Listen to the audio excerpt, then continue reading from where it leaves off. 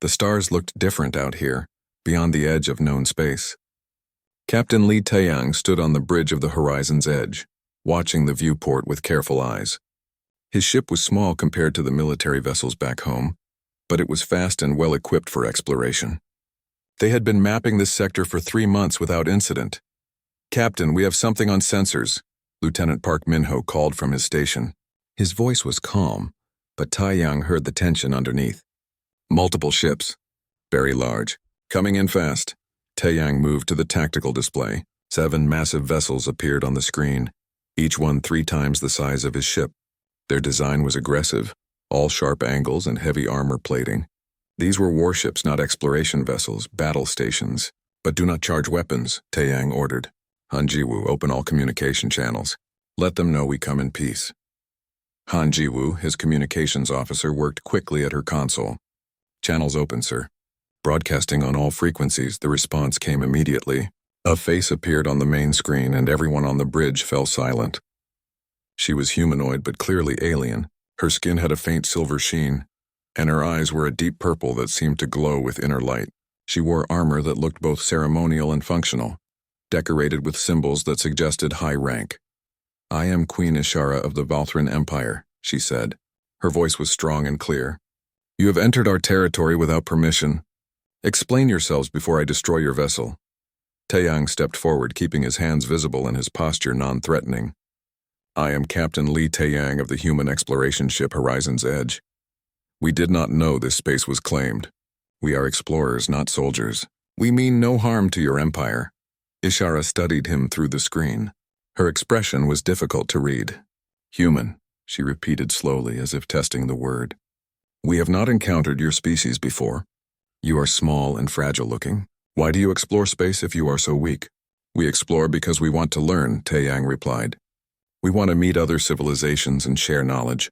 "Strength comes in many forms, Your Majesty." Something flickered in Ishara's eyes. "Interest, perhaps. You speak well for someone whose ship I could destroy with a single weapon volley. Tell me, Captain Li Taeyang, does your species have warriors? Do you understand war?" Taeyang felt the weight of the question. His answer could determine whether his crew lived or died. "We understand war very well, Your Majesty. Too well. We have fought many wars throughout our history, but we have also learned that peace and cooperation bring greater rewards than endless conflict." "Interesting," Ishara said. She leaned back in her chair, which Taeyang now realized was a throne. "I will not destroy your ship today. Instead, I invite you aboard my flagship. Come alone. If you are truly peaceful, you have nothing to fear." Commander Kang Sora, his second-in-command, stepped close to Taeyang. "Sir, this could be a trap," she whispered. "I know," Taeyang whispered back. "But refusing might start a war. Prepare the crew for emergency jump procedures just in case." 30 minutes later, Taeyang materialized on the Valthran flagship. The teleportation technology was impressive, more advanced than anything humans had developed. He found himself in a massive chamber with high ceilings and walls decorated with battle scenes. Hundreds of Valthran warriors lined the room, all watching him with suspicious eyes. Queen Ishara sat on her throne at the far end of the chamber. She gestured for him to approach. As Taeyang walked forward, he noticed how the warriors stood perfectly still, their discipline absolute. These were professional soldiers who had seen real combat. "Captain Taeyang," Ishara said when he reached the throne, "I have been reading about your species while you traveled here. Your ship's database was quite informative." Taeyang felt a flash of alarm. They had scanned his ship's computers. "I hope you found the information interesting, Your Majesty." "Very interesting," she said, standing up. She was tall, at least a head taller than Taeyang. "Your species has a fascinating military history. You have fought wars on every continent of your homeworld. You have developed countless strategies and tactics. You have even fought wars in space against your own kind. Those are not our proudest moments," Taeyang said carefully. "But they are instructive," Ishara replied. She began to pace, her armor making soft metallic sounds. "My people have conquered 70 star systems. We are the greatest warriors in this sector of the galaxy. Our military has never been defeated in open battle. We follow the ancient ways of honor and strength." Taeyang remained silent, waiting to see where this was leading. Ishara stopped pacing and turned to face him directly.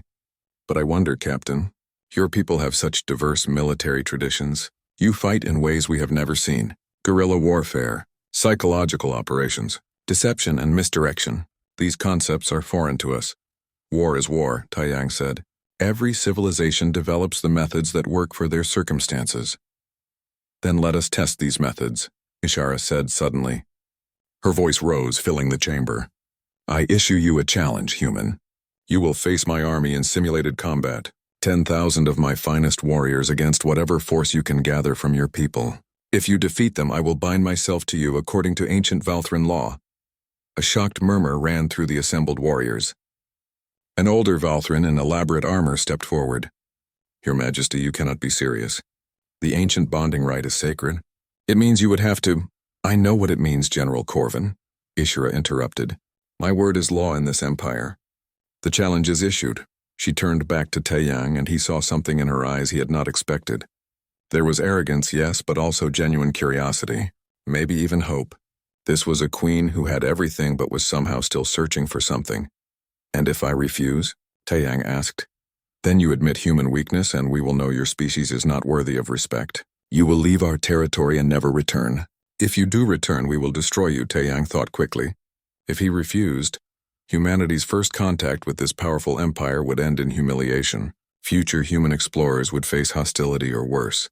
But if he accepted, he was committing to an impossible battle. 10,000 trained warriors against whatever force he could assemble. He thought about his crew. He thought about all the humans back home who dreamed of the stars. He thought about what it meant to be human, to face impossible odds and try anyway. I accept your challenge, Your Majesty, Taiyang said clearly. Ishara smiled. It was not a cruel smile, but one of genuine pleasure. Excellent. You have 1 month to prepare. Choose your warriors wisely, human. You will need every advantage you can find. As Taiyang was escorted from the chamber, he heard General Corvin speaking urgently to the Queen. The general did not sound happy. Taiyang wondered what he had just gotten himself into. Back on the horizon's edge, his crew gathered around him, waiting for an explanation. Commander Kang Sora looked worried. Han Jiwoo seemed excited. Park Minho just shook his head in disbelief. Well, Taiyang said finally, we have a month to figure out how to defeat an alien army. Let's get to work. The Valthran training ground stretched across an entire moon. Taiyang stood at the observation platform, watching thousands of alien warriors conduct their drills. Queen Ishara had granted him permission to study her forces, a surprisingly generous gesture that made him suspicious. Nothing in war was ever given freely. They move like a single organism, Commander Kang Sora observed beside him. She had come aboard the Valthran flagship along with several other crew members. Perfect synchronization. No wasted movement. Too perfect, Taiyang murmured. Below them, a unit of 500 Valthran warriors executed a complex formation change. Every soldier moved at exactly the same moment, turning and advancing in perfect unison. It was impressive but also predictable. Choi Yuna, the ship's diplomatic specialist, joined them on the platform. She had been spending her time learning about Valthran culture and customs. I have been talking to their historians, she said quietly. The Valthran military doctrine has not changed in over 300 years. They have refined it, perfected it, but never fundamentally altered it. Because it works, Sora said. Why change a winning strategy?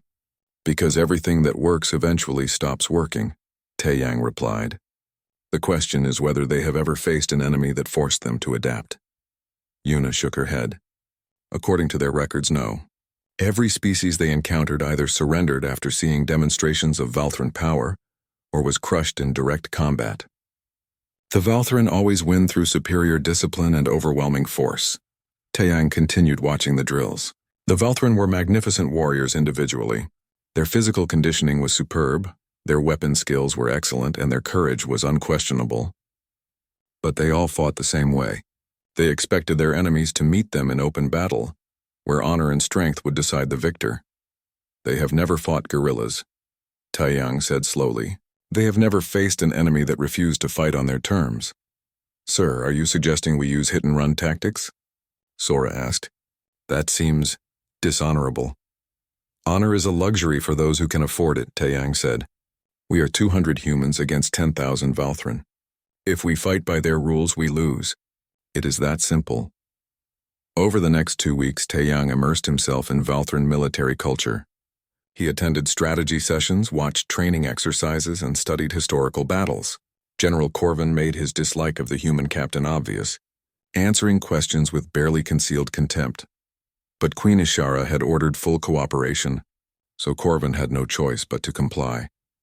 Taeyang learned that Valthran tactics emphasized frontal assaults, envelopment maneuvers, and the concentration of force at decisive points. They were excellent at siege warfare and planetary invasions. Their combined arms coordination was flawless, but they had no experience with asymmetric warfare. The very concept seemed to offend them. Why would warriors hide and ambush? One Valthran officer asked when Taeyang inquired about guerrilla tactics.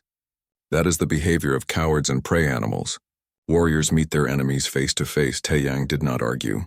Instead, he asked more questions and took careful notes. He was building a picture of his opponent's mindset, looking for weaknesses that were not physical but psychological.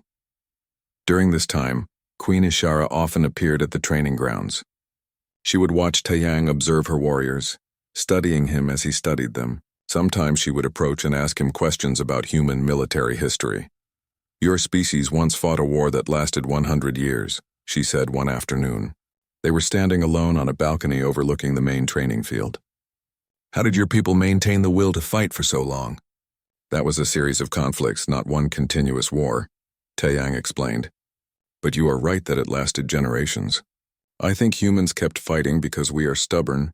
We do not give up easily even when we probably should." "Stubbornness," Ishara repeated. "Is that what you call it?" "My people would call it warrior spirit." "Maybe they are the same thing," Taeyang said. "Your Majesty, may I ask you a question?" "You may ask. I may not answer. Why did you issue this challenge? You could have simply sent us away.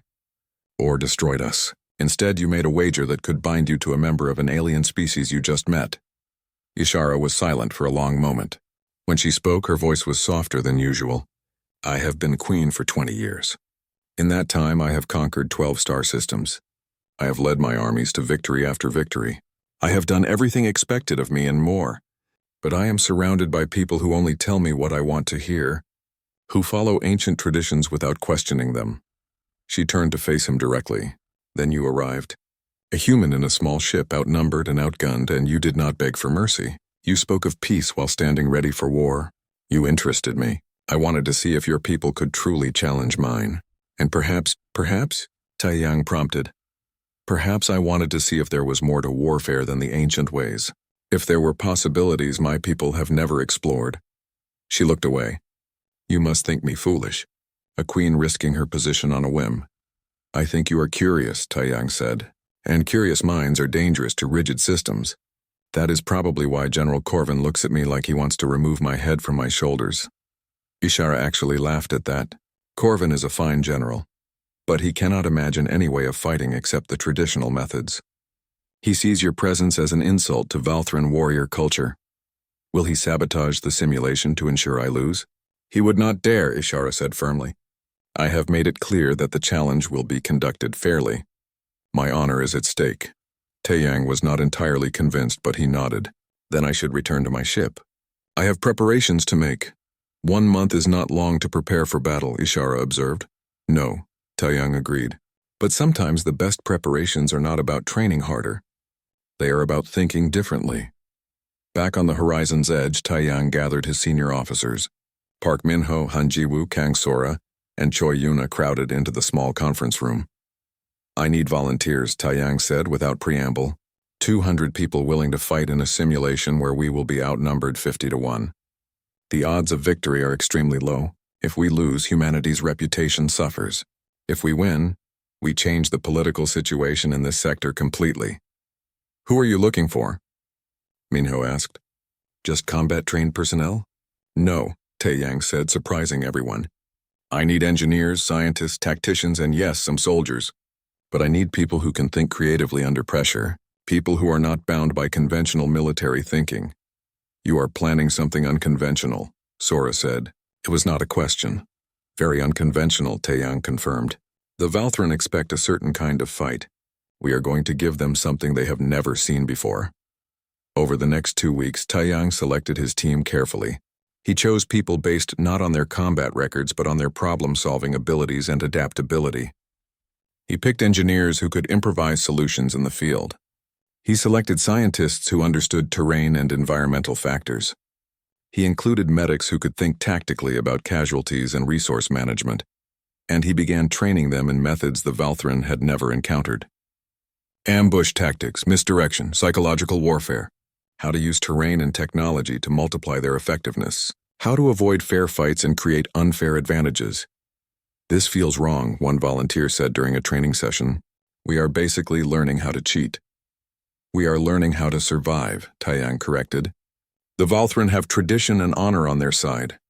They have numbers and training. We have creativity and desperation. I will use every advantage I can find because losing is not acceptable. As the month drew to a close, Taiyang felt the weight of what was coming. He had done everything he could to prepare. His team was as ready as they could be in such a short time. But doubt gnawed at him in quiet moments. Was he leading these people to humiliation? Worse, what would happen to Queen Ishara if she lost the wager? The night before the simulation, Ishara visited the horizon's edge unannounced. She came alone without guards or attendants. Taiyang met her in the observation deck. I wanted to see you before tomorrow, she said simply. Are you having second thoughts? Taiyang asked. No. But I wanted you to understand what this challenge means. If you win by Valthran law, I must honor my pledge. I will be bound to you. That is not metaphorical. It is a real commitment recognized by my entire civilization. And if I lose, then you leave and we never speak again. Your species will be marked as inferior in our records. Future contact will be difficult. They stood together in silence, looking at the stars through the viewport. May the best warrior win, Ishara said finally. May the wisest warrior win, Taiyang replied. Ishara smiled slightly at that correction and left without another word. Taiyang spent the rest of the night reviewing his plans one final time. Tomorrow, 200 humans would face 10,000 Valthran warriors. The galaxy would be watching, and everything depended on whether he had truly understood his enemy. The simulation arena materialized around them like a world being born. Taiyang watched as forests grew from nothing. Mountains rose from flat ground and a ruined city appeared in the eastern sector. The Valthran simulation technology was remarkable, creating an environment that looked and felt completely real. All sensory inputs will feel authentic, the simulation administrator explained. She was a Valthran technician named Valera, and she had been carefully neutral throughout the setup process. Pain receptors are active but limited to discomfort levels. If you are hit by a weapon, you will feel it and be removed from the simulation. Casualties will be transported to observation areas where they can watch the remainder of the battle. Taiyang nodded. Around him, his 200 volunteers checked their equipment one final time. They wore light armor and carried weapons that were replicas of standard Valthran arms. The simulation rules required both sides to use identical gear, eliminating any technological advantages. Except for the modifications Park Minho had designed. Did the equipment pass inspection? Taiyang asked quietly. Minho grinned. Everything we brought is within the rules. They just did not think to prohibit certain combinations of standard components. I built communication devices that can jam Valthran frequencies while operating on our own secure channels. And I modified some of the scanning equipment to work as tactical sensors. Nothing that violates the letter of the law, but definitely not what they expected. Good work, Taiyang said. He looked at his assembled team. Engineers stood beside soldiers. Scientists checked weapons with the same care as combat veterans. This was the strangest military unit ever assembled, but it was what he had to work with. Commander Kang Sora approached.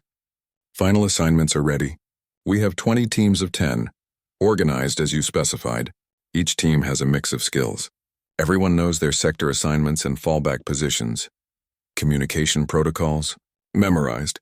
We will maintain radio silence unless absolutely necessary. All teams have signal codes for different situations. Taiyang looked across the starting area to where the Valthran army was assembling. 10,000 warriors stood in perfect formation, organized into units of hundreds. They looked magnificent and terrifying. Their discipline was absolute. Not one soldier moved unnecessarily or spoke out of turn. General Corvin stood at the front of the Valthran army, his armor gleaming. Even from a distance, Taiyang could see the contempt on the general's face.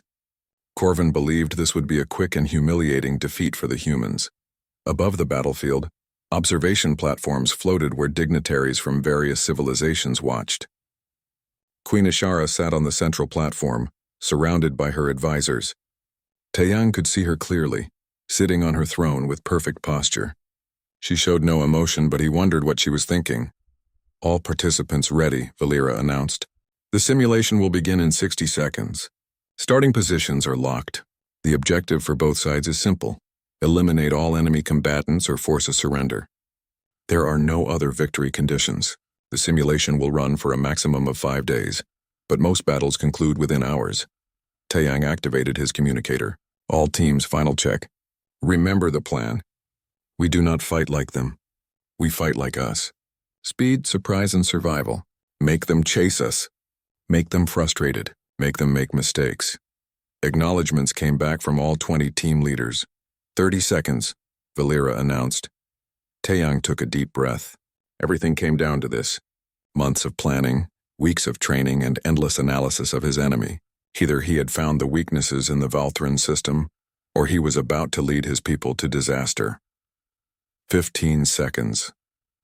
He thought about Earth, about all the humans who would hear about this battle. He thought about Queen Ishara and her curious eyes. He thought about what it meant to be human in a galaxy full of powerful alien civilizations. 5 seconds. He raised his weapon and prepared to move. Begin! The Valthran army surged forward immediately, advancing in perfect formation across the open ground. It was an impressive sight. Thousands of warriors moving as one unit. They expected the humans to meet them in battle, to form defensive positions and try to withstand the assault. Instead, the humans vanished. Within seconds of the simulation starting, all 200 humans scattered into the terrain. They used the forests, the mountains, the ruined city. They broke into their small teams and disappeared like ghosts. The Valthran army advanced into empty ground, finding no enemy to fight. From the observation platform, Taeyang knew the viewers would be confused. This was not how battles were supposed to start. Where was the dramatic clash of armies? Where was the heroic stand against impossible odds? All Valthran units spread out in search, General Corvin commanded. His voice was calm, but Taeyang could hear the irritation underneath. They are hiding like cowards. Find them and destroy them. The Valthran army began to spread out, breaking into smaller groups to search the terrain. This was exactly what Taeyang wanted.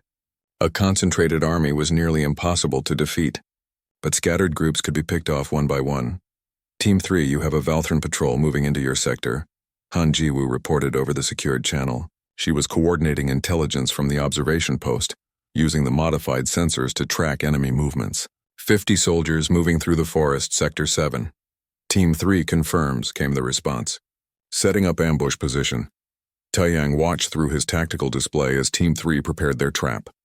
They had found a narrow canyon that the Valthran patrol would have to pass through. The humans positioned themselves on the high ground, concealed behind rocks and trees. The Valthran patrol entered the canyon confidently. They were warriors who had never known defeat, marching through terrain without proper reconnaissance. They expected a stand-up fight, not an ambush. Team 3 opened fire from multiple angles. The Valthran were caught completely by surprise. Within 30 seconds, the entire patrol was eliminated from the simulation. 50 enemy combatants removed without a single human casualty. Team 3 withdrawing, the team leader reported. Moving to secondary position. Excellent work, Taeyang replied. All teams continue as planned. Hit and run. Never stay in one place. Over the next 2 hours, the pattern repeated across the battlefield. Valthran patrols would move into sectors where human teams waited in ambush. The humans would strike quickly, eliminate or wound as many enemies as possible, then disappear before reinforcements could arrive. The Valthran warriors were brave and skilled, but they were not trained for this kind of warfare. General Corvin's frustration grew obvious. Stop spreading out, he commanded. Reform into larger units. These humans are using coward tactics. We will crush them with overwhelming force. But gathering into larger units made the Valthran slower and easier to avoid. The humans could see them coming and simply melted away into the terrain. And when the Valthran divided their forces again to search more effectively, the humans were waiting to ambush the smaller groups. Park Min-ho's communication jammers proved invaluable. Whenever Valthran units tried to coordinate, they found their signals disrupted. Orders were delayed or misunderstood. The perfect discipline that was the Valthran's greatest strength began to work against them as units waited for commands that never arrived clearly. We have eliminated approximately 800 enemy combatants, Commander Sora reported as the first day drew to a close. Our casualties are 43. The ratios are better than projected. Taeyang allowed himself a moment of satisfaction. They were winning, but it was early yet. The Valthran were learning. General Corvin was adapting his tactics, sending out smaller, more cautious patrols. The easy victories would not continue. On the observation platform, Queen Ishara watched with intense focus. Her advisors were speaking urgently to her, but she waved them to silence. She was studying how the humans fought, seeing tactics and strategies her people had never developed. Her expression was difficult to read, but Taeyang thought he saw respect mixed with surprise. As night fell on the simulated battlefield, Taeyang gathered his team leaders for a brief meeting. They materialized in a secure communication space, their physical bodies still in their hiding positions. The Valthran will adapt, Taeyang warned. Corvin is a good general. He will change his approach. We need to stay one step ahead. What is our next move? One team leader asked. We stop playing defense, Taeyang said. Tomorrow we go after their command structure. Minho has identified where Corvin is coordinating his forces. We are going to hit him directly. The team leaders looked shocked. That is suicide, someone protested. He will be protected by at least 1,000 warriors. Probably more, Taeyang agreed. But here is the thing about traditional military thinking. They will expect us to avoid their strongest point. They will never anticipate an attack on their most defended position, and if we can take out their command coordination even temporarily, the Valthran army will be in chaos. It is still incredibly risky, Sora said. Everything about this situation is risky, Taeyang replied. But we did not come here to play it safe. We came here to win. The meeting ended and everyone returned to their positions. Taeyang looked up at the simulated stars, knowing that somewhere above Queen Ishara was watching. He wondered what she thought of these tactics. Did she see them as clever or dishonorable? The second day began with fog rolling across the simulated battlefield. Taeyang had not expected weather effects, but the simulation was designed to be as realistic as possible.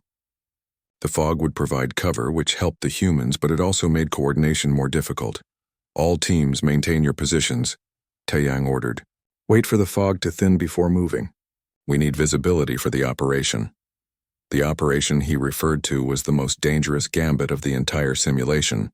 While the bulk of human forces would continue their hit-and-run tactics, Taeyang would personally lead a strike team of 20 volunteers against General Corvin's command center. Commander Kang Sora had argued against him going personally. You are the overall commander, she had said. You should coordinate from a safe position, but Taeyang knew his presence was necessary. The strike required split-second decisions and perfect timing. He needed to be there to make the calls that might mean success or failure. His strike team gathered at the rendezvous point, a rocky outcrop 2 kilometers from the Valthran command position. Park Minho was with them, carrying specialized equipment. Han Jiwoo had come as well, her communication skills essential for jamming enemy frequencies at close range. We have confirmation on the command center location, Jiwoo reported, studying her modified scanner. It is in the center of the ruined city, inside what looks like an old government building. Corvin has approximately 1,500 warriors defending the position in layered rings. 1,500, someone muttered. 20 against 1,500. We do not need to fight all 1,500, Taeyang said calmly. We need to get past them, strike the command center, and get out. Speed and surprise are our weapons. Minho activated a holographic display showing the city layout. I have been studying their defensive positions. They have guards at all the main approaches with heavy concentrations at the obvious entry points. But the building has an old maintenance tunnel system underneath. It is probably still there in the simulation. Probably, someone asked nervously.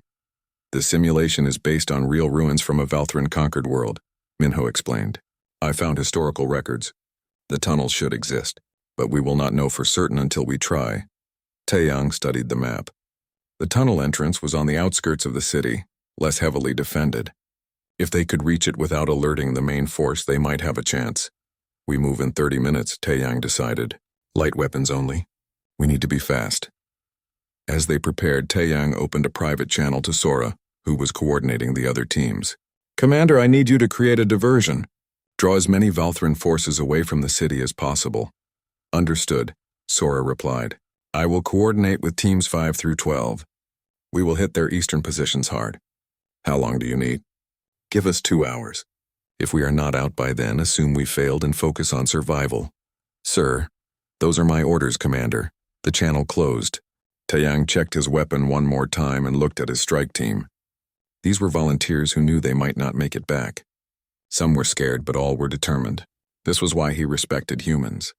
When faced with impossible situations, they tried anyway. The fog began to thin as they moved toward the city. They traveled in complete silence, using hand signals to communicate. Minho's sensors showed enemy patrol patterns, and they carefully avoided contact. The goal was not to fight, but to infiltrate. They reached the tunnel entrance without incident. It was hidden behind rubble from collapsed buildings. Minho and 2 engineers quickly cleared the debris, revealing a dark opening that led underground. "It is here," Minho whispered with relief. "The tunnels exist." They descended into darkness. Emergency lighting flickered to life as they moved deeper, barely providing enough illumination to see. The tunnels were narrow and claustrophobic.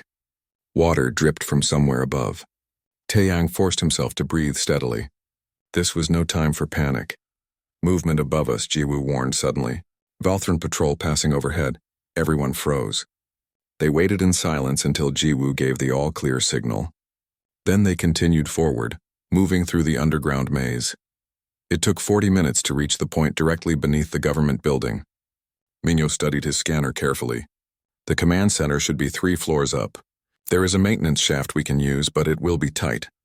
They climbed single file through the shaft. It was designed for repair drones, not people. And Taeyang scraped his shoulders multiple times against the metal walls. Finally, they emerged into a storage room. 2 guards outside the door, Jiwoo reported, listening at the entrance. "Looks like standard patrol pattern." Taeyang signaled 2 team members forward. They used non-lethal takedown techniques learned during training, eliminating both guards silently before they could raise an alarm. The team dragged the unconscious Valthran into the storage room and sealed the door. "Command center is down the hall, 3 doors on the right," Minho said. They moved quickly now. Every second increased the chance of discovery. Taeyang led them forward, weapon ready. They passed empty rooms and corridors. The building was mostly abandoned except for the command center itself. Then they reached it. Through a doorway, Taeyang could see General Corvin standing over a tactical display surrounded by a dozen officers. They were studying the battlefield, discussing strategy, completely unaware that enemy forces were meters away. Taeyang raised his hand, giving the signal. His team burst into the room in a coordinated rush. The Valthran officers barely had time to react before they were overwhelmed. It was over in seconds. General Corvin found himself surrounded by 20 human weapons, all pointed at him. For the first time since the simulation began, the general looked genuinely shocked. "You," he said, staring at Taeyang. "This is impossible. How did you—" "Surrender, General," Taeyang interrupted. "Your command center is captured. Order your forces to stand down." Corvin's expression changed from shock to rage. "Never! This is a trick, a violation of honor. Warriors do not sneak in ambush. This entire strategy is an insult to—" An explosion rocked the building. Alarms began blaring. "What was that?" someone shouted. Jiwoo checked her scanner and her face went pale. "Sir, we have a problem. The outer defenses just received reinforcements. Thousands of Valthran warriors are converging on this position." Taeyang understood immediately. Corvin had anticipated the possibility of an attack. He had used the command center as bait, setting a trap within a trap. The moment they captured it, hidden signals alerted the entire Valthran army. "You walked right into my plan, human," Corvin said with bitter satisfaction. "Did you think I would not adapt? That I would not learn from your tactics? This building is now surrounded. You cannot escape. You have lost." Taeyang felt the weight of failure settling on his shoulders. He had been outmaneuvered. Corvin was smarter than he had given him credit for. But then something unexpected happened. General Corvin reached for something on his belt, a small device that Taeyang did not recognize. "In fact," Corvin said, his voice dropping lower, "I am changing the simulation parameters now.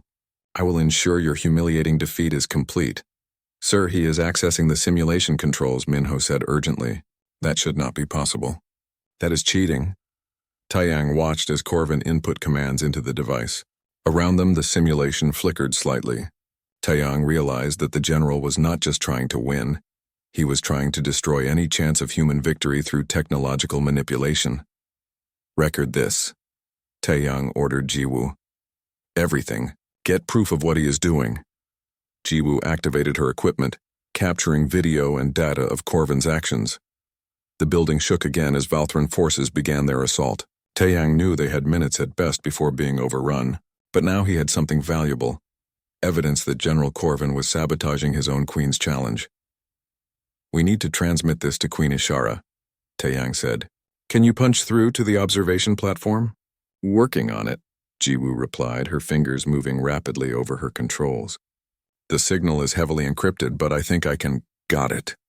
The transmission burst outward, carrying proof of Corvin's betrayal directly to the Queen. On the observation platform, Queen Ishara had been watching the battle with growing tension. She saw Taeyang's strike team penetrate her army's defenses, saw them capture the command center in a brilliant tactical maneuver. She felt proud and troubled at the same time. Proud that someone had finally challenged her people's assumptions, troubled by what it might mean for her future. Then the transmission arrived. She watched the recording once, her expression hardening. She watched it again, making absolutely certain of what she was seeing.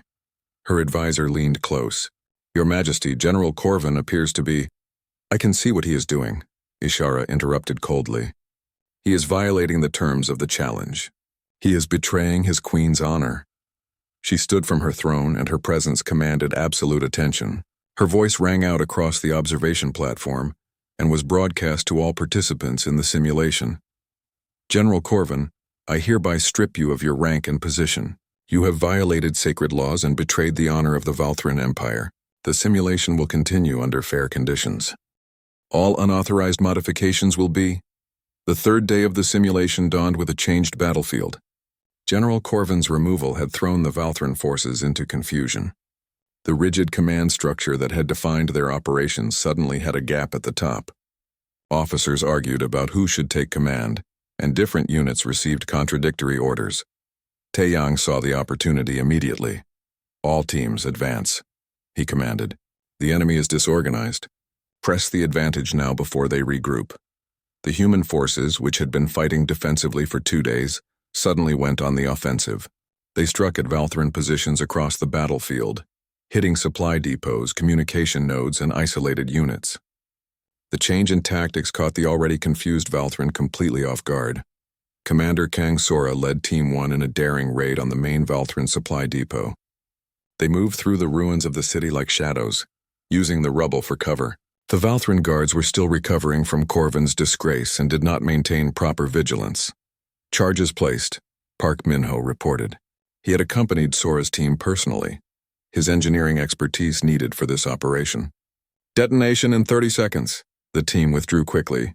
Behind them, a series of explosions ripped through the supply depot. Food, ammunition, and medical supplies went up in flames. It was a simulation, so no real resources were destroyed, but the psychological impact was real. Across the battlefield, similar scenes played out. Human teams struck at targets they had been carefully observing for 2 days. Every weak point in the Valthran defensive network was exploited. Every moment of confusion was used to maximum advantage. "Enemy casualties are mounting," Han Jiwoo reported from her coordination position. "Current estimates put Valthran effective combat strength at around 7,000. We have approximately 120 fighters still active." The numbers were still heavily in the Valthran favor, but the ratio had improved dramatically. More importantly, Valthran morale was shaken for the first time in their military history. In the observation areas where eliminated combatants watched the remainder of the battle, Valthran warriors talked quietly among themselves. They had never experienced defeat before. The humans were smaller, weaker, fewer in number, yet they were winning through methods the Valthran had never encountered. Queen Ishara appointed a new field commander, General Tavek, a younger officer known for his adaptability. His first orders showed he had learned from watching the humans. "All units establish defensive perimeters," Tavek commanded. "Cease offensive patrols. Consolidate our forces in defensible positions. Force the humans to come to us." It was a smart strategy. The humans were running out of easy targets. If the Valthrans stopped chasing them and instead held strong positions, the numerical advantage would start to matter again. Taeyang saw the change immediately. "They are adapting," he said to his senior officers during a brief strategy meeting. "Tavek is smarter than Corvin. He is learning from our tactics." "What do we do?" Sora asked. "We change approach again," Taeyang said. "We have been avoiding direct confrontation. Now we need to force one, but on our terms." He outlined his plan. It was risky, perhaps even reckless. But time was running against them. The simulation would end in 2 more days, regardless of outcome. If neither side achieved victory, the challenge would be judged on casualties inflicted and tactical objectives secured. The Valthrans still held the advantage in those metrics. "We need a decisive engagement," Taeyang explained, "something that proves human tactics can work even in open battle. I am going to challenge the Valthran to meet us in the open plains, the one area that favors their traditional style of warfare." His officers looked shocked. "Sir, that is suicide," someone protested. "In open ground with no cover, their superior numbers will crush us." "Probably," Taeyang agreed. "Unless we are smarter than they expect. Minho, can you create a surprise that will work even in open terrain?" Park Minho thought for a moment, then slowly smiled. "Yes, it will drain most of our remaining equipment resources, but yes, I can create something that will even the odds. At least for a little while." "Then do it," Taeyang ordered. "We have 12 hours to prepare. This will be our final gambit." Queen Ishara received Taeyang's challenge personally. He transmitted a formal message requesting a meeting engagement on the plains at dawn the next day. All remaining forces on both sides, a traditional battle that the Valthran would understand. "It is a trap," one of her advisors said immediately. "The human captain would not request open combat unless he had some trick prepared." "Of course it is a trick," Ishara replied. "Everything he has done has been a trick of some kind. That is what makes him interesting." She accepted the challenge without hesitation. Whatever happened next would define the outcome of the simulation. And more importantly, it would determine her own future. That night, Taeyang could not sleep. He walked the perimeter of the human camp, checking on his people. They were exhausted, running on adrenaline and determination. Many had minor injuries from 3 days of constant combat, but their spirits were strong. "Captain," a young engineer called out. Her name was Kim Minji, and she had never expected to end up in simulated combat when she joined the exploration service. "Do you really think we can win tomorrow?" Taeyang considered lying, offering false confidence. "But these people deserved honesty. I think we have a chance," he said carefully. "The Valthran are better warriors individually. They have numbers on their side. But we have been surprising them for 3 days. One more surprise might be enough, and if it is not enough, then we lose with honor knowing we gave everything we had. Sometimes that is all you can do." Minji nodded slowly. "Thank you for being honest, sir." As dawn approached, both armies assembled on the plains. The Valthran formed their traditional battle lines. Thousands of warriors standing in perfect formation. They looked magnificent in the early light, their armor gleaming, their weapons ready. The humans gathered in a much smaller group. 120 fighters against nearly 7,000. They looked tiny by comparison, insignificant. But they stood firm. Queen Ishara watched from her observation platform. This was the moment that would decide everything. She found herself hoping, against all logic, that Taeyang would succeed. Not because she wanted to lose her wager, but because she wanted to see if his methods could truly defeat tradition. General Tavek raised his sword, the signal to advance. The Valthran army began its march across the plains, moving in perfect synchronization. It was an unstoppable wave of warriors committed to crushing the human resistance once and for all. And then Park Minho activated his surprise. Underground, buried during the night by engineering teams working in darkness, a network of devices came to life. They were not weapons exactly. They were environmental modifiers, using the simulation's own rules to alter the battlefield conditions. Suddenly, the open plains were not open anymore. Thick smoke erupted from hidden canisters, creating a fog bank that reduced visibility to almost nothing. The Valthran formation, which depended on visual coordination, immediately fell into confusion. "All teams, activate thermal imaging," Taeyang commanded. "We can see them. They cannot see us. Engage at will." The humans had equipped themselves with modified scanning equipment that could see through the smoke. The Valthran, following traditional doctrine, had no such equipment. They found themselves blind in a fog bank of their own, while the humans could target them with precision. It was brilliant and infuriating. The Valthran had accepted a fair fight, and Taeyang had changed the battlefield itself. Forward, Tavik commanded, refusing to retreat. Advance through the smoke. Find the enemy and engage. But advancing blind against an enemy that could see was a recipe for disaster. Human teams picked off Valthran warriors methodically. The numerical advantage meant nothing when the Valthran could not coordinate or even see their targets clearly. The battle lasted 2 hours. When the smoke finally began to clear, the result was undeniable. Valthran casualties were catastrophic. The human forces had won their decisive engagement. General Tavik, eliminated from the simulation early in the fighting, stood in the observation area with other Valthran officers. They watched the conclusion in stunned silence. They changed the battlefield, one officer said quietly. We never thought to do that. Because it is not how warriors fight, another replied. Perhaps, Tavik said thoughtfully, or perhaps there is more than one way to be a warrior. On the plains, Taeyang surveyed the aftermath. His force was down to 70 active fighters, but they had broken the Valthran army. Remaining enemy forces were scattered and demoralized. Sir, we have incoming communication, Jiwoo reported, from the Valthran command. They are requesting terms of surrender. Taeyang felt a wave of emotion, relief, exhaustion, disbelief. They had actually done it. 200 humans against 10,000 Valthran warriors. Against all logic and reason, they had won. Inform them we accept their surrender, Taeyang said formally. Hostilities will cease immediately. The simulation ended. The battlefield dissolved around them, returning to the neutral space where the challenge had begun. Combatants from both sides materialized together, no longer separated by simulated war. For a long moment there was absolute silence. Then slowly the Valthran warriors' the celebration was subdued. Taeyang's crew wanted to rejoice in their impossible victory, but exhaustion and uncertainty about the future tempered their enthusiasm. They gathered in the Horizon's Edge common area, sharing food and quietly discussing the battle. Did you see General Tavik's face when the smoke deployed? Park Minho laughed. I thought he might override the simulation just to yell at us. He handled it with grace, Commander Kang Sora said. Better than Corvin would have. The Valthran are learning. Han Jiwoo sat quietly, looking troubled. What happens now? The Queen made her pledge public.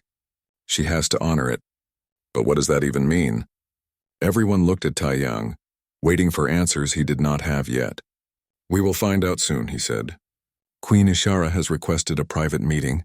Until then, get rest. All of you earned it. The meeting took place in a neutral diplomatic chamber aboard the Valthran flagship. Taeyang arrived to find Queen Ishara waiting alone. She had removed her ceremonial armor and wore simpler clothes, though she still carried herself with royal authority. Captain Taeyang, she greeted him. Or should I call you something else now?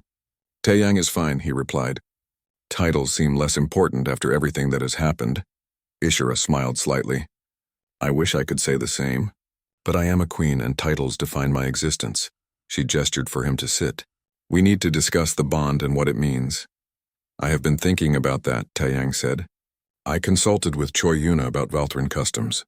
She explained that the ancient bonding rite was designed to bind a queen to a champion warrior. The champion would serve as her personal guard and closest advisor. That is the traditional interpretation, Ishara confirmed. But the law also states that the queen must honor whatever terms the victor requests within reason. You could demand that I abdicate and join your crew. You could request vast wealth or territory. You could even claim rulership of the Valthran Empire through me. Taeyang was quiet for a moment. I could demand those things, but I will not. Ishara's eyes widened slightly.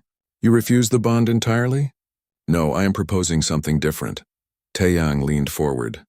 Your empire is powerful and your people are incredible warriors. But you have been following the same military doctrines for centuries. You have conquered through strength, but you have not adapted to enemies who fight differently. As you demonstrated quite effectively, Ishara said dryly. My people have different strengths. We are innovative, adaptable, and creative in ways that complement Valthran tradition. What if the bond was not about me taking from you, but about our peoples working together. You want an alliance, Ishara said slowly. More than an alliance. A partnership. I will accept the bond and stay here as your military advisor. I will help reform and modernize the Valthran armed forces, teaching them the flexible tactics that could make you even more powerful.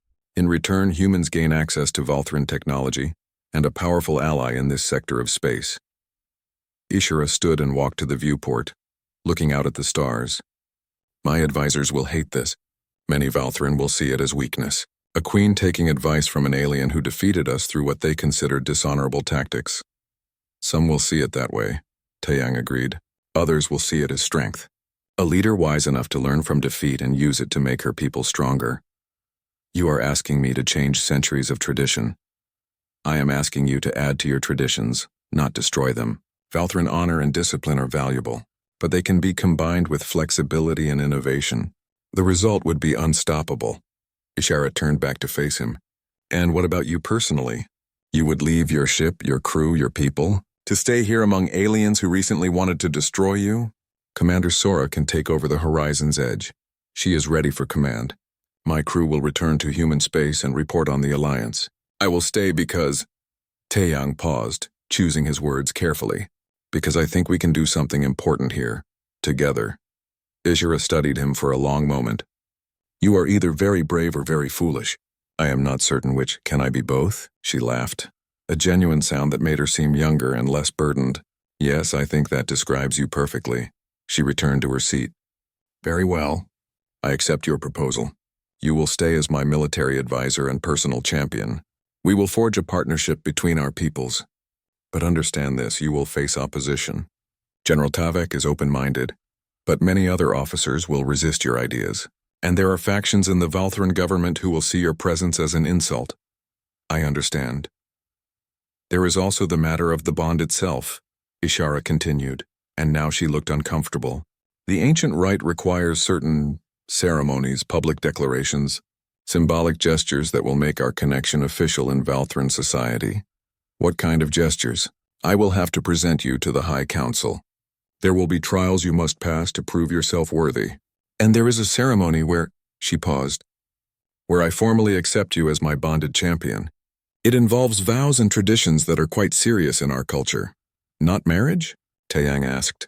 No, though some similarities exist. It is closer to what humans might call a blood oath, a permanent connection recognized by law and custom. We will be bound in ways that are difficult to explain to outsiders. Taeyang felt the weight of what he was agreeing to. This was not a simple advisory position. He was literally tying his fate to this alien queen and her empire. When do we begin? He asked. Over the next 2 weeks, Taeyang's life transformed completely. Commander Sora took command of the Horizon's Edge and prepared to return to human space. The crew said their goodbyes, promising to return when formal diplomatic relations were established. You are sure about this? Sora asked privately before departure. No, Taeyang admitted, but I think it is the right thing to do. The Admiralty is going to be furious that you are staying. Tell them to promote you and send more ships. We have made first contact with a major power. This is bigger than one captain's career, Sora smiled. I will miss your crazy plans. I will miss having someone who understands them. After the Horizon's Edge departed, Taeyang began the formal process of becoming Queen Ishara's champion. The first trial was combat-based. He had to face 3 Valthran warriors simultaneously in armed combat. It was not meant to be fair. Champions were expected to overcome impossible odds. Taeyang used every trick he had learned. Misdirection, environment manipulation, psychological tactics. He won, though barely. The Valthran observers were divided between grudging respect and disapproval of his methods. The second trial was intellectual. He had to solve a complex strategic problem, defending a simulated planet from invasion with limited resources. Taeyang applied human military theory, combined with what he had learned about Valthran tactics. His solution was unconventional but effective. The third trial was cultural. He had to demonstrate understanding of Valthran history and tradition. Choi Yuna had taught him well during their preparation time. He passed, though some High Council members clearly wanted to fail him on principle. Finally came the bonding ceremony itself. It took place in the Grand Chamber of the Valthran capital city, a massive structure that could hold 50,000 spectators. Billions more watched across the empire through broadcast. Taeyang wore formal human dress uniform, modified slightly to incorporate Valthran symbols. He stood before the High Council while Queen Ishara recited ancient words in the Valthran language. Yuna had coached him on the responses. "Do you accept the bond freely, knowing it cannot be broken?" Ishara asked formally. "I accept," Taeyang replied in Valthran, his accent careful. "Do you swear to serve with honor, to guard with your life, to advise with wisdom?" "I swear." "Then by the ancient laws I name you champion of the Valthran Empire. Your life is bound to mine. Your victories are my victories. Your honor is my honor." She drew a ceremonial blade and made a small cut on her palm. She offered the blade to Taeyang. He understood what was required. He cut his own palm and they clasped hands, mixing their blood. Energy seemed to pulse between them. Taeyang did not know if it was psychological or if Valthran biology created some actual connection. But he felt it, a sense of link forming, permanent and profound. The chamber erupted in the Valthran equivalent of applause. It was done. He was now officially bound to an alien queen. Later, in a private moment, Ishara found him on an observation deck. "How do you feel?" she asked. "Strange," Taeyang admitted. "Like my life just changed in ways I do not fully understand yet." "That is accurate," Ishara said. "We are connected now. Not telepathically, but through law and custom and something deeper. I cannot fully explain it even to my own people." "Do you regret the challenge?" Taeyang asked. "Regret that I won?" Ishara considered the question seriously. "No. I think I challenged you because I needed to know if there was more to the universe than what I had been taught. You proved there was. That is valuable, even if it complicated my life considerably." They stood together looking at alien stars. "What happens now?" Taeyang asked. "Now comes the difficult part," Ishara replied. "Now we actually have to make this partnership work. And trust me, Captain, compared to that, defeating my army was the easy part." The first meeting with the Valthran general staff was tense. Taeyang stood in the war room, facing 20 high-ranking military officers who made no effort to hide their skepticism. General Tavik was the most neutral, willing to listen. Others looked openly hostile. "You want us to change tactics that have won 70 planetary campaigns," one general said flatly. His name was Korvax, and he was known for his traditional views. "Tactics that have never failed us." "Your tactics have never failed because you have never faced opponents who fought asymmetrically," Taeyang replied calmly. "You have always fought enemies who matched your style. But what happens when you encounter a civilization that refuses to meet you in open battle, that uses guerrilla warfare, terrorism, or unconventional weapons? We crush them through superior force," Korvax said.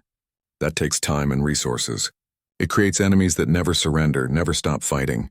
I am not suggesting you abandon your strengths. I am suggesting you add new capabilities that make you more versatile." Queen Ishara, sitting at the head of the table, spoke. "The human demonstrated in the simulation that numbers and discipline are not always enough. His force was outnumbered 50-1 and still achieved victory. That fact should disturb us enough to warrant listening to his ideas." "With respect, Your Majesty, the simulation was not real combat," another officer argued. "No, but it used real tactics," General Tavik interjected. "I fought in that simulation. I gave orders that should have crushed the human forces. Instead, I watched my units get picked apart by strategies I had never encountered. If that had been actual combat, thousands of our warriors would have died unnecessarily." The room fell silent. Tavik's support was significant. He was respected as a thoughtful commander, not a reactionary. "What specifically do you propose?" Tavik asked Taeyang. Taeyang activated a holographic display. "First, training in small unit tactics. Your armies move in large formations, which makes them powerful but inflexible. I want to create specialized teams that can operate independently, adapting to situations without waiting for central command." Murmurs of disapproval rippled through the officers. "Second, improved reconnaissance and intelligence gathering. You rely too much on direct observation. I want to implement deep scouting protocols and information warfare capabilities." "Information warfare?" Korvax said with disgust. "You mean spying and deception? That is dishonorable." "That is survival," Taeyang countered. "Knowing your enemy's plans before battle starts is not dishonorable. It is intelligent." Third, environmental adaptation training. You fight the same way regardless of terrain. I want specialized training for urban warfare, jungle combat, Arctic operations, tactics specific to different environments. Our warriors are already trained in all conditions, an officer protested. Trained to fight in them, yes, but not trained to use them as weapons. There is a difference. The meeting continued for 3 hours. Every suggestion Taeyang made faced pushback, but slowly a few officers began to see the value. General Tavik volunteered his division for pilot training programs.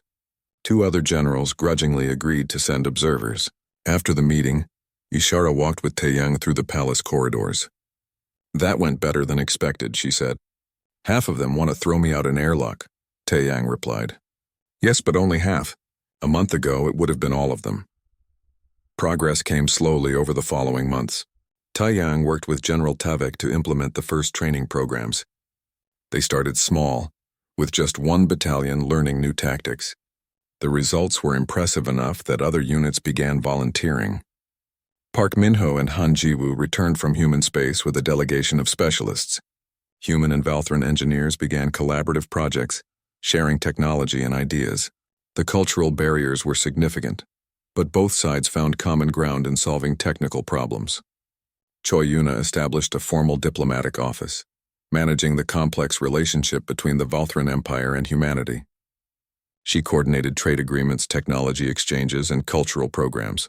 The partnership was becoming real, but not everyone was pleased. Opposition formed among conservative Valthran factions, who saw the changes as corrupting their warrior traditions. Anonymous threats appeared warning that the alien influence would weaken the empire. One night, an assassination attempt targeted Taeyang. 3 Valthran warriors attacked him in the palace gardens. They were skilled and determined, but Taeyang's training and reflexes saved him. He disarmed 2 attackers and was fighting the third when palace guards arrived. The attackers were captured and interrogated. They belonged to a group calling itself the Traditionalist Front, dedicated to preserving pure Valthran culture. Under questioning, they revealed plans for more attacks, including against Queen Ishara herself. The conspiracy went deeper than anyone expected. Several high-ranking officials were involved, including 2 members of the High Council. The scandal rocked the Valthran government. Queen Ishara addressed her people directly. "We stand at a crossroads," she said in a broadcast that reached every world in the empire. "We can cling to the past, refusing to grow and adapt. Or we can embrace new possibilities while honoring what makes us strong. The traditionalists claim they protect our culture. Instead, they protect stagnation." She gestured to where Taeyang stood beside her throne. "This human defeated our army not through superior strength but through superior thinking. He has honored his bond with integrity and dedication. He has shown us that learning from others is not weakness but wisdom.